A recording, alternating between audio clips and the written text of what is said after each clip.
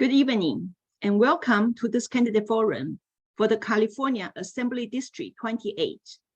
There are two candidates running for the one open seat. Tonight, we have both candidates present, Liz Lawler and Gail Pellerin. My name is Aileen Kao, the president of League of Women Voters Southwest Santa Clara Valley, which covers the cities of Los Gatos, Saratoga, Monte Sereno, Campbell, and a small segment of West San Jose. I would like to introduce our voter service team who organized this forum tonight. Eleanor Yek, Wendy and Dan Hendry, Tom Pickrell, Julie Reyno Grabby, Amy Wu, Aileen Kao, and myself, Aileen Kao. And now I will turn this meeting over to Eleanor Yek, our Vice President in charge of voter services. Thank you, Sophia. And again, my name is Eleanor Yek, currently Vice President of our League in charge of voter services. I'd like to tell you a little about the League of Women Voters. The League of Women Voters is a national grassroots organization. When you join your local league, you automatically become a member of all levels. And as we said, this candidate forum is being sponsored by the League of Women Voters of Southwest Santa Clara Valley, which covers the cities of Los Gatos, Saratoga, Monte Sereno, Campbell, and a segment of West San Jose. Next slide, please. The League of Women Voters has been empowering voters and defending democracy for over 100 years. The League has two distinct roles.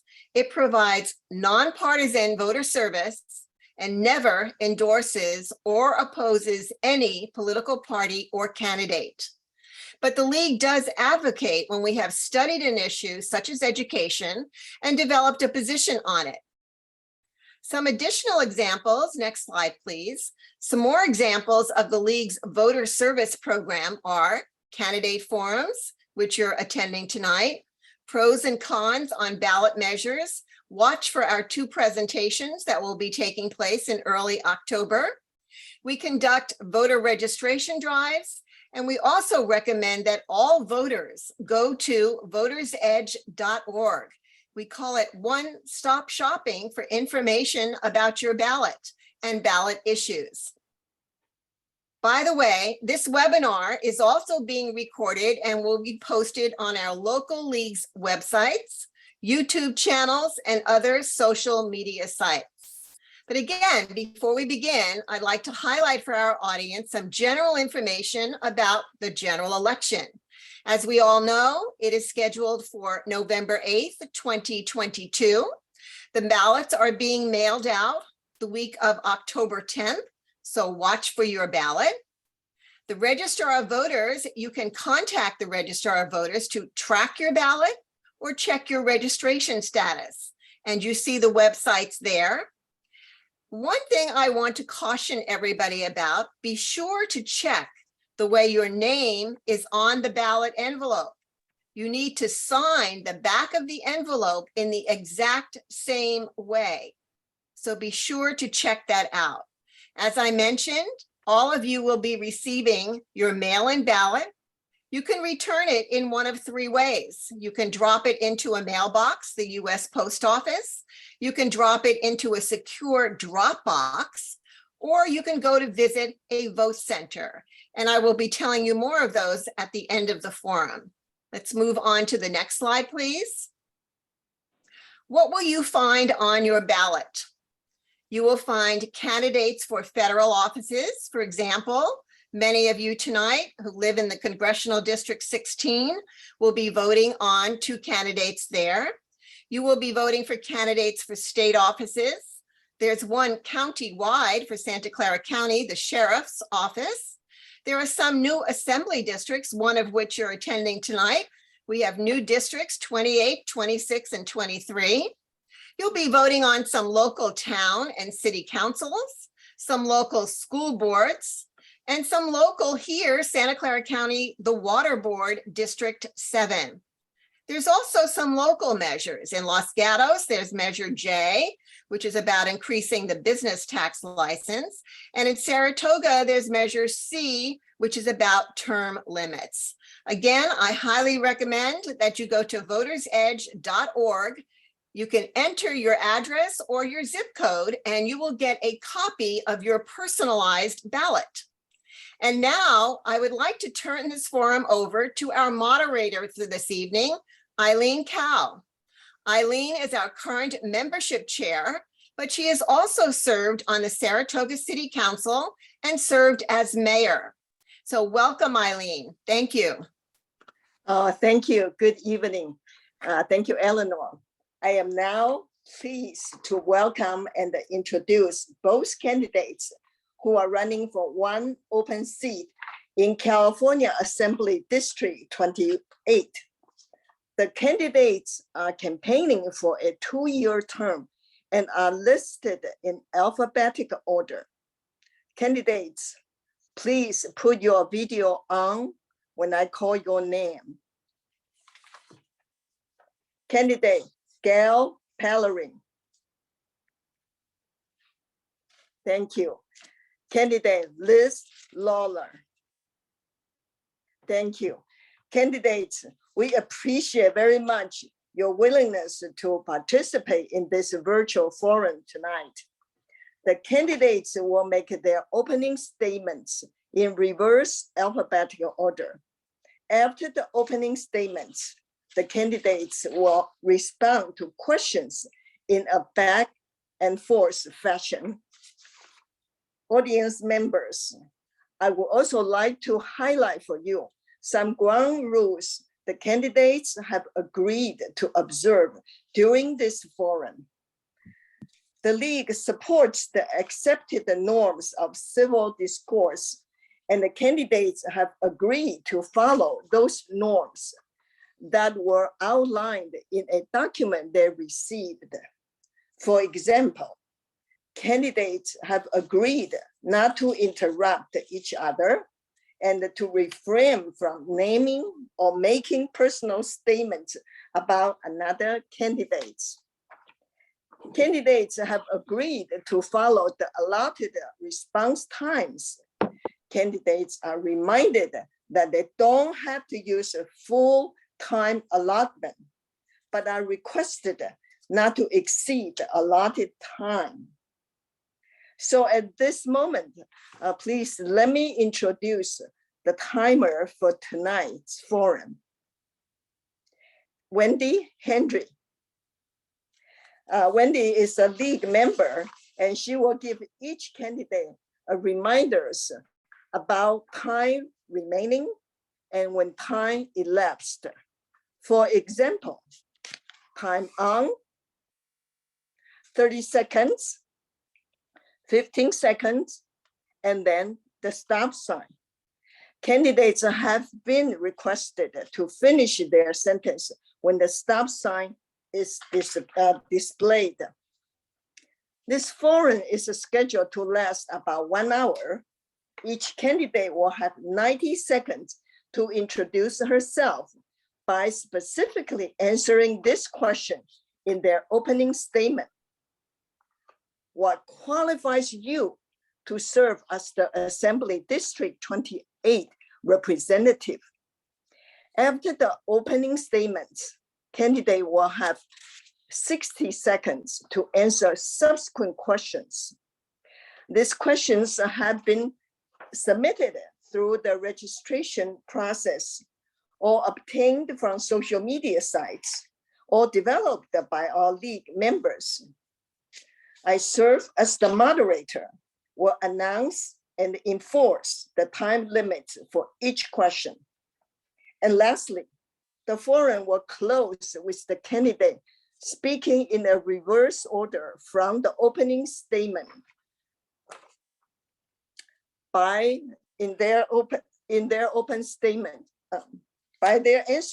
answering this question. What question do you wish you had been asked tonight? Why? And how would you have responded? Candidate will have 90 seconds to answer. Now, let's begin. Again, we will start with each candidate's opening statement responding to this question. What specifically qualified you to serve as the Assembly District 28 representative? Candidates will have 90 seconds to respond and will speak in reverse alphabetical order, starting with candidate Gail Pellerin. Thank you. Thank you to the League of Women Voters for your important work to encourage informed and active participation in government. That's something I've dedicated my career to and is a reason why I am a member of the League of Women Voters. My name is Gail Pellerin, and I stand for equity, dignity, and integrity for myself and for others. I started my career in the California State Assembly and have experience working on legislation and the state budget. For more than 27 years, I served as the chief elections official and was elected 4 times as the Santa Cruz County Clerk. As County Clerk, I implemented creative programs to make government accessible, such as the Vote Mobile, Passport Saturdays, and I found a way to safely stay open during the global pandemic so couples could continue to get married. I believed that love was essential then, and I believe it's essential now. After 35 years in public service at both the local and state levels, I'm ready to make a bigger impact driven by my passion for connection with the community and my desire to shape policy around mental health, affordable housing, homelessness, climate change, education, public safety. I'm running for state assembly because I'm dedicated to creating a more sustainable, equitable, healthier community. I'm tenacious, good at creative problem solving. I believe that democracy can only thrive if elected officials involve the community in solving the challenges we face. And I commend all of you for being here tonight. I look forward to working with you. Thank you. Thank you. And next, Liz Lawler, please. Hi, everyone. Thank you to the League of Women Voters for hosting this forum this evening. It's very nice to be here. My name is Liz Lawler, and I'm running for State Assembly District 28. I'm a born and raised Californian, and I graduated from UC Berkeley with a degree in political science, and currently am a council member and former mayor of the city of Montecito. I have a proven track record as a member of the Montecito City Council of working collaboratively to find common sense solutions to the issues facing our city, including constituent responsiveness and budget transparency. I've addressed difficult land use decisions amicably through engagement with all parties involved without losing the integrity of our community standards, and have developed and executed a plan to resurface all of the roads in our city. I will bring this same approach to successfully find solutions to the problems we face in Sacramento. I am running for state assembly to restore the much needed balance, accountability, and cooperation that we need. Democracy requires 2 parties to function, and we don't have that right now, and this is what it looks like. Our schools, once some of the best, have plummeted to 44th in the nation. We rank last in the nation in terms of business climate, and 47th in the nation for taxpayer return on investment. Think about that. And Sacramento continues to ram through policies that do not benefit from robust debate. It is time we elect common sense, pragmatic problem solvers to our state legislature. Leaders who think about the long-term implications of our policies, not the short-term optics.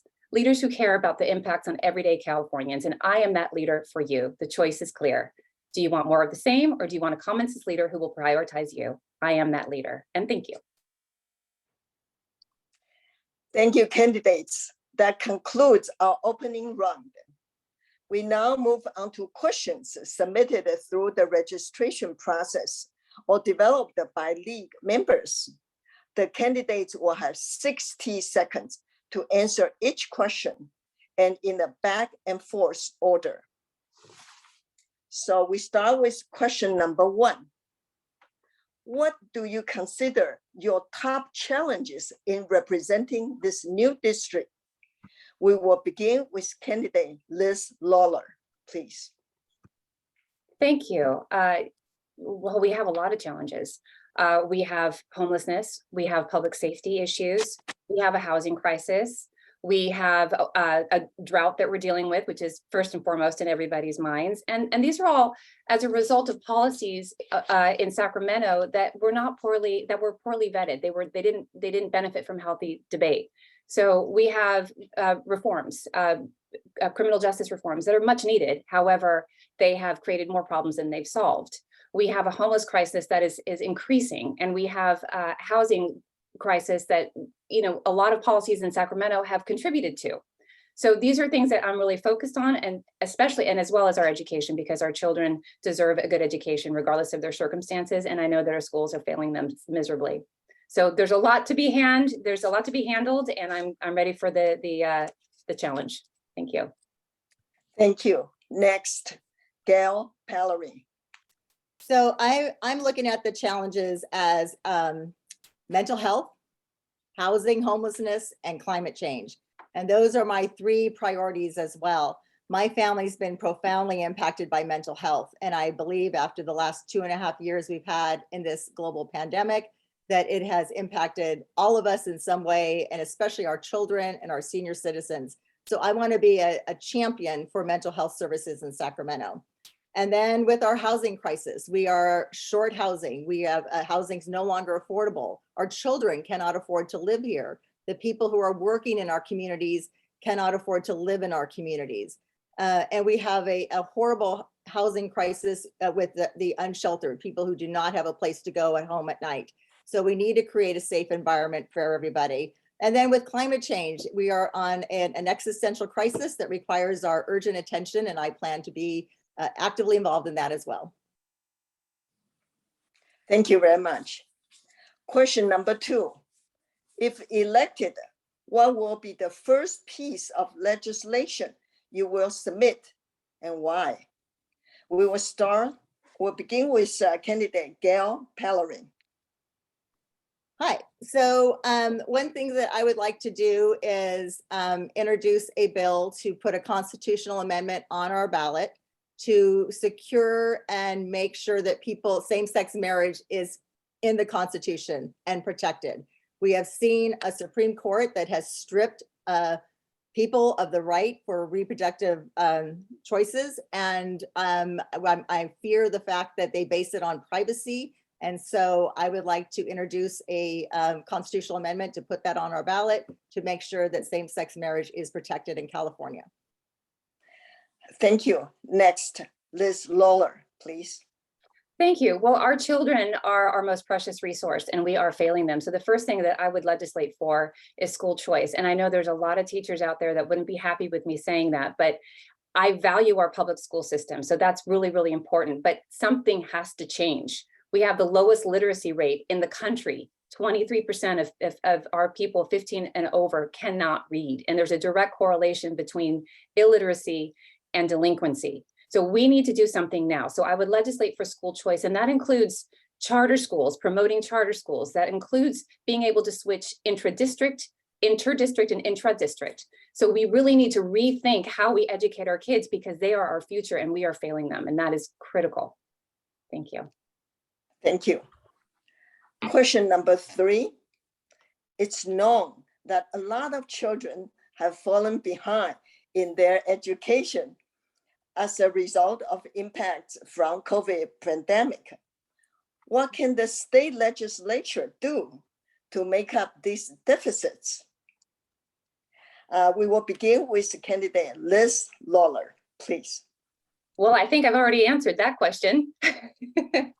I really do want to really promote charter schools.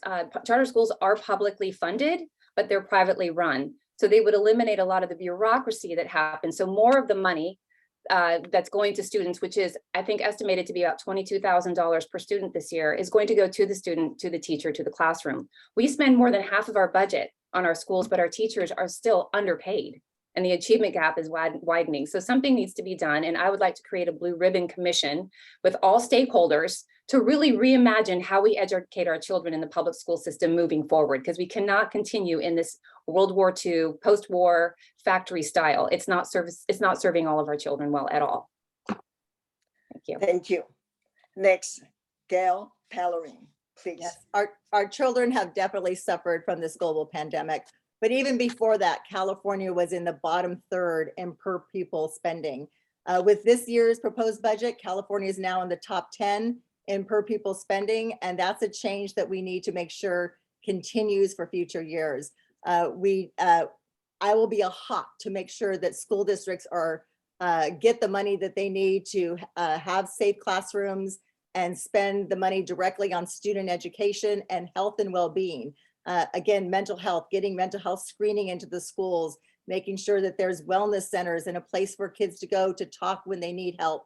is going to be essential for not only their education, but also their ability to thrive and succeed.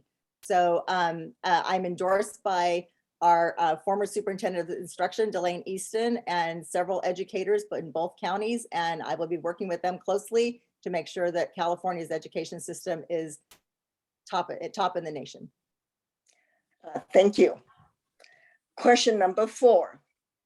What should California's top state priorities be in addressing climate change?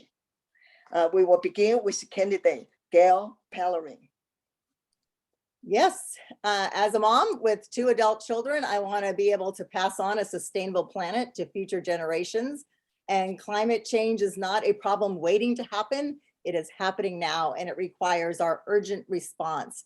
We need all hands on deck to make sure that we're doing everything possible to continue to have California be a leader in climate. The governor just passed a very large package of bills that are aimed at bringing California even more into reducing the greenhouse emissions, doing clean energy, addressing the drought. We need to deal with water capture, storage, conservation. Every drop is precious. Gray water recycling are great programs that are happening in here locally. And we need to prepare for another devastating fire season, forest management, wildlife fire resilience. And we need to adapt to sea level rise and protect the people from extreme heat who are working in our outdoor industries. Thank you. Next, Liz Lawler. Well, we are definitely in a situation, and if we're serious, we should use every tool in our toolbox, and that includes clean, safe, durable nuclear power. So I'm happy that Newsom has agreed to extend the life of Diablo Canyon, which supplies 10% of the state's power. The same amount of power to be delivered by solar would require 90,000 acres worth of solar panels, whereas Diablo Canyon sits on 900 acres. So in our quest for clean energy, we also need to make sure that we're not being detrimental to the environment around us. We need to have a transition plan. We don't really have a good transition plan. We have renewables are not reliable yet. Eventually they will be, but in the meantime, we cannot be creating policies that can have catastrophic effects on some of our Californians. So I believe in nuclear power. I believe in all clean energy, using every tool. And I believe in 21st century water resiliency and good forestry practices that play into that as well. So we can be really smart about this, and we need to be really thoughtful and pragmatic. Thank you. Thank you. Question number 5. California is in the midst of a severe drought. What do you think the state and the local water companies should be doing that they are not? We will begin with candidate Liz Lawler. Well, thank you. Well, let's see. Residential water use in the state of California is 10%, commercial is 10%, farming is 40%, and then 40% of our water goes into the ocean for environmental purposes. So this is where we're at, a situation where environmentalism and the needs of humans are at odds, and that shouldn't be the case. What the state can do now is stop dumping that water into the ocean. What the state can do now is streamline CEQA and get desalinization plants online. What the state can do now is have better forestry practices. Did you know that 100 years ago, for every acre of land in the Sierras, there were 60 trees? And there were these meadows that are natural ground reservoirs. Well, now we have 600 trees per acre. They're using up all the water and they're dying. And so there's a lot of really thoughtful ways that we can approach this, where we can have water abundance and we can have energy abundance. Thank you. Thank you. Next, Gail Pellerin.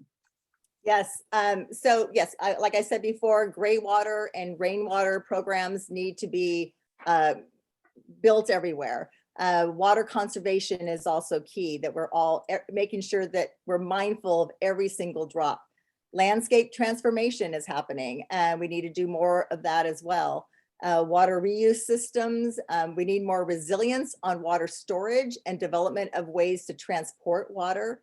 And I also believe we need to build environmental justice concepts into our water policy as well. And we need to make sure that we have equity and our state water resources board has got a set of standards and enforcement standards, and we need to be looking at the water quality and also being mindful of any seawater intrusion. So it's a big job, and I think that we are up for that task. So I'm looking forward to working on this issue. Thank you. Thank you. Question number 6.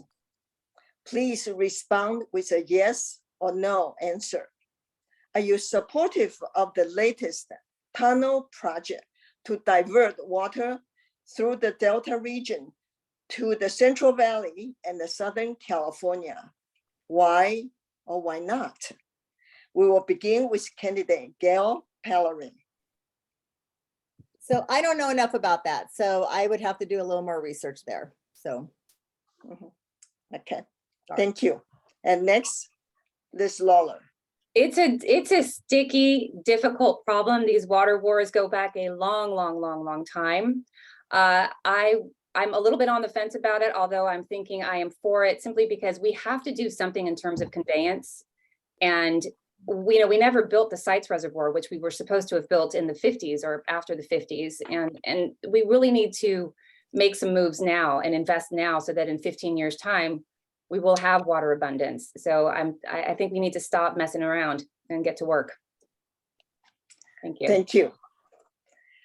Question number 7. This is an easy one, and you have 15 seconds. What's your favorite downtime activity? 15 seconds. We will begin with candidate Liz Lawler. I love walking my dogs. It's the most cathartic point of the day. I walk them twice a day, in the morning and in the evening, and they love their walks. And it's just, it's stop and smell the roses. That's what they do. And I learn a lot from them. Thank you. Next, Gail Pellerin. Going to the beach with my dog is my absolute favorite activity, or a dog park. And we're actually doing a Democracy Dog event in a dog park on October 8th, and would love to have people come out for that. Okay, thank you very much. Question number 8. Many Californians still do not have medical insurance coverage.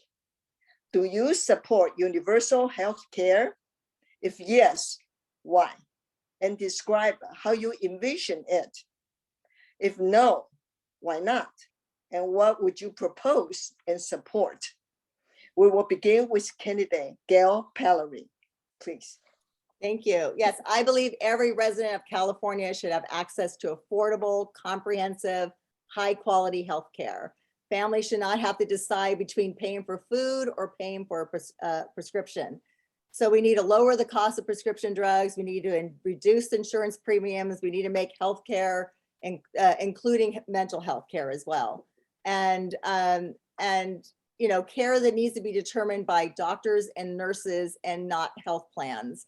So I do support a universal healthcare system, and I am looking forward to working on that. I want to continue to work with the Healthy California for All Commission that is working on creating a universal healthcare system that will provide access to care for all Californians and protect patients. And so, yes, I'm looking forward to working. It's going to take all hands on deck to make this happen. And I believe that I will be a leader that can bring people together and come up with a solution. So thank you. Thank you. Next, Liz Lawler. Well, yes, I agree. Everybody should have access to affordable health care. And unfortunately, with universal health care in California, I think it was Clara that brought it forth last year. California hasn't shown it can deliver anything well. I mean, just look at the DMV. I would like to see, I think we need to think about this differently. I would definitely want to see mental health care and physical health care be combined in one place. So when you take your child to the pediatrician, that they're going to get that care as well. I'd like the idea of perhaps providing universal health care for 0 to 18 years, and then again at retirement age. And then for those who are of age to work or students, they can get healthcare through their school or through their work. So that might be a hybrid situation where we can get those kids, our youngest, the help that they need and take care of our seniors as well. So I'd like to see something like that happen. Thank you. Thank you. Question number 9. What is your opinion on proposition number 1, which is on our state ballot? We will begin with candidate Liz Lawler. Thank you. Well, I believe in a women's right to choose. And in California, it is safe. It is legal in our state. Proposition 1 is redundant. We don't need it. My understanding is the way it's worded. There's a Berkeley study that came out that said that the way, because of its wording, it could present legal challenges and actually hurt a woman's right to choose in the state of California. So I would like to support it if it could be clarified a little bit. If the language could just be amended and clarified a little bit, then I would be totally for it. But the good news is that abortion is legal in the state of California. Thank you. Next, Gail Pellerin. I 100% support Proposition 1. I have been endorsed by Planned Parenthood, and I stand in solidarity with reproductive rights advocates and organizations in denouncing the Supreme Court's decision to overturn Roe v. Wade and revoke the constitutional right to abortion. The decision of our highest court is an assault on the rights of individuals to control their own bodies. This is the decision first ever to repeal a right of a citizen in this country. Furthermore, it gives rapists and perpetrators of incest controls over their victims' bodies and health decisions. So Proposition 1 will simply amend our state constitution to ensure that all individuals have reproductive freedom. Governor Newsom recently signed into law about a dozen bills aimed at ensuring that California will be a sanctuary state for those seeking reproductive services here. The bills are designed to shield patients and clinicians from criminal investigations, defray the cost of traveling to California, and expand on the number of people who can perform abortions here. So thank you. Thank you. Question number 10. The League of Women Voters is very concerned about money in politics and transparency in government. So please share with us your top 3 donors to your campaign, both locally and from outside of the area. We will begin with candidate Gail Pellerin. Yikes, I haven't even looked at my campaign report. I know that Mark Stone donated to me as maxed out. Our current assembly member who's endorsed me, Senator John Laird, has also maxed out to me, and Assembly Member Robert Rivas. So I know them off the top of my head. Thank you. Next, Liz Lawler.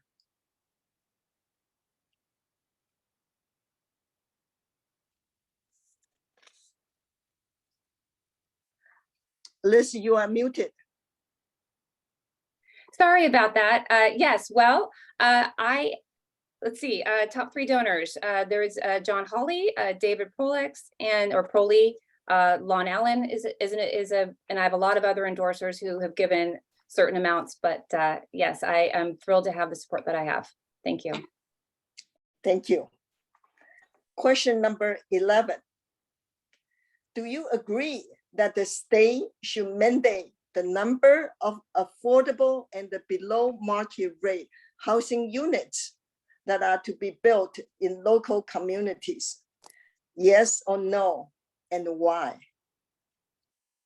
We will begin with candidate Liz Lawler. I'm sorry, could you repeat the question? Mm-hmm. Do you agree that the state should mandate the number of affordable and the below market rate housing units that are to be built in the local communities? Yes or no, and why? No, and the reason why is we need affordable housing. We can all agree on that. The problem with the state mandating it is that it's attacking our democratic rights. And as residents in our communities, we no longer have a voice in how our communities are developed. And when the state overrides local control, it doesn't take into consideration the local challenges, physical and financial challenges of each city. Each city is different. You can't just mandate a one-size-fits-all solution. So I think that what we really need to do is incentivize cities, provide cities the flexibility to accomplish these goals, but we also need to address the policies that are already existing that have made affordable housing impossible and more expensive than market rate housing. And so if it were economically viable to build affordable housing, we'd have plenty of it. So I would make sure that I would work to relieve those pressures at the state level and streamline the process so that we can get the housing built that we need. Thank you. Thank you. Next, Gail Pellerin. So yes, we need to build and invest in more housing, and we need to ensure that every community has the housing it needs to house the people that are working in their communities. The RENA goals that are put out every 8 years are the state numbers that provide the number of housing units in a jurisdiction. Those numbers have tripled. So I get it. Local jurisdictions are overwhelmed with meeting these goals. But the fact is we've neglected our housing needs for far too long. So the state needs to take an investment in housing to ensure affordability by either doing a housing bond, down payment assistance, modular housing. But again, this is an issue where we all need to work together at the federal level, state and local to make sure that our people have the housing that they need. Thank you very much. Question number 12. What are your ideas about how to solve the homelessness problem? And we will begin with candidate Gail Pellerin.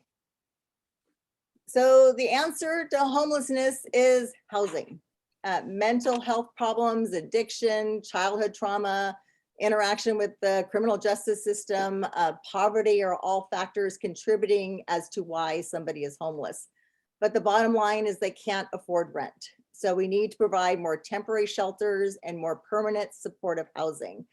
And California has already spent $13 billion over the last 3 years to address homelessness with very few visible results. So we need to do more. And right now the state has 9 state agencies that oversee 41 different homeless programs.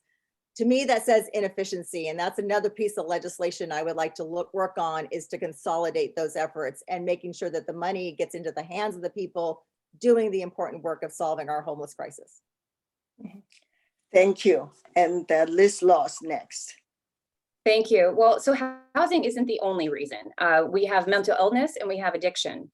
So these things need to be addressed. We need to provide for more psychiatric facilities, care facilities, not only for adults, but also for our adolescents. In the 1960s, progressives in the ACLU led efforts to defund psychiatric hospitals, which led to the release of many thousands of people who were unable to care for themselves onto the streets, leading them to homelessness or future incarceration. So Care Court, with Newsom has recognized, is that compelled care has to be a part of the solution. We have to get people the help that they need. We have to empower families to get their loved ones the help that they need. If we can get them the help they need and get them in secure, safe environments, we are going to certainly mitigate the homeless crisis. And then in combination with housing and other incentives, we can certainly find a solution, but we really need to address mental health and addiction. Thank you. Question number 13.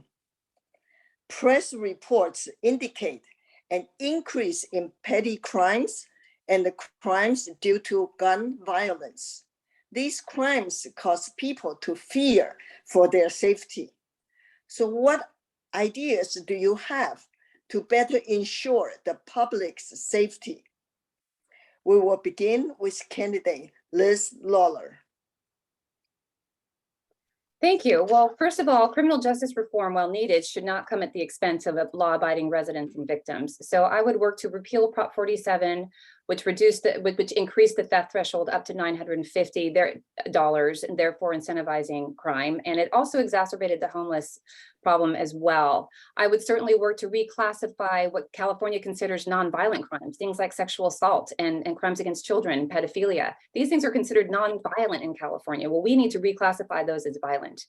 Make sure these people are off the streets and our communities are safe. We also need to stop the rotating door or the revolving door of repeat offenders. If you're a repeat offender, you know, how many times is too many times, right? You know, once, okay, but 5, 6, 7 times, you should not be back out on the street creating more problems. And we need to make sure that we punish felons with guns. We need to reinstitute consequences for crime. We need to support our law enforcement officers and make sure they have the tools that they can effectively and thoughtfully enforce the law. We need to prioritize law-abiding residents over our criminals and victims. Thank you. Thank you. Next, Gail Pellerin. Yes, keeping our communities safe is one of my top priorities. And we must reform our criminal justice system to improve public safety, and crime prevention is key. We've got to address those root causes: mental health, substance abuse, poverty, and huge numbers of illegal guns in the wrong hands. So I support increasing mental health staffing and resources to respond when community members are experiencing a mental health crisis. We need to focus on victim justice. They need more trauma care, health services, financial support. I support good policing, excellence in recruiting, training, retaining public safety officials, and providing competitive salaries and benefits. And we need to break the cycle when we provide rehabilitation and job training behind bars. When formerly incarcerated persons get healthcare, housing, and work, they get out and they're much less likely to reoffend. Thanks. Thank you. Question number 14. What do you think should be done with the state budget surplus? We will begin with candidate Gail Pellerin. So I think they've already spent it. But we were in a windfall budget year, and that is wonderful. And I think spending some of the money has to go to education, as it should, and some of the money had to come back to our taxpayers, which is happening. And I do support, when you have this kind of budget surplus, to also have a rainy day fund, so we have protections in future budget years, which may not be so full. And investing in this money needs to be spent on one-time programs, one-time projects. Spending some on housing is good. To get housing built would be something that's very good. And also returning money to local governments that have been doing these state mandated programs for years and not getting funding, and getting money back into the community. But I do suspect we're going to have some very tough budget years ahead, and there's going to be some very tough decisions we're going to have to make. Thank you. Next, Liz Lawler. Thank you. Yes, well, we are very fortunate that we had this budget surplus, although I don't think we're going to be having this much luck in the next several years. I do believe that we obviously should have a rainy day fund. That's very important. I already know a lot of it's going to education. You know, our governor was very creative with his accounting, so he could avoid the GAN limit. I mean, if I had been governor, I would have liked to have seen a tax refund to all of our taxpayers who really suffered during COVID. That would have been a nice thing to do, but instead they're spending $9 billion to issue debit cards to everyone, not everyone, sometime right before the election. So we need to use extra, send that send that money to water infrastructure. We need to invest in our water infrastructure. We need to expand, we've mentioned it before, adolescent mental health care facilities and mental health care programs for families with kids who are suffering from mental illness or addiction. We need to really, we are so woefully underperforming in that aspect. So we really need to send money that way. Thank you. Thank you. Thank you, candidates. That concludes our random question round. And candidates, now we are moving on to the last question and your closing statement. What question do you wish you had been asked tonight, and why? How would you have responded? You have 90 seconds to answer. We will go in the reverse order from the opening statement. Thus, we will begin with candidate Liz Lawler. Thank you. Well, the question I would have liked to have been asked tonight is, what steps will each of you take in your party to end the toxic partisan politics dominating the legislature so real problems can be solved? And my answer would be, I am a founding member of what's called the Problem Solvers California, a group of candidates dedicated to working across the aisle. And I have pledged to, when elected, join the Problem Solvers Caucus in Sacramento, a group of Democrat and Republican legislators dedicated to ending the partisan divide and finding real solutions that engage all perspectives. And for more information, you can visit our website at problemsolversca.com. Thank you. Thank you. Next, Gail Pellerin. I wish you had asked me about my work to ensure fair, transparent, and accurate and secure elections. The foundation of our democracy is the right to vote. While many states are creating barriers to voting, California has been a leader to improve access to voting for everyone. As the chief elections official in Santa Cruz County, I have been an active leader to enact those changes. I served as president of our California Association of Clerks and Elections Officials, co-chaired our State Voting Accessibility Advisory Committee. I was also selected to be an international election observer.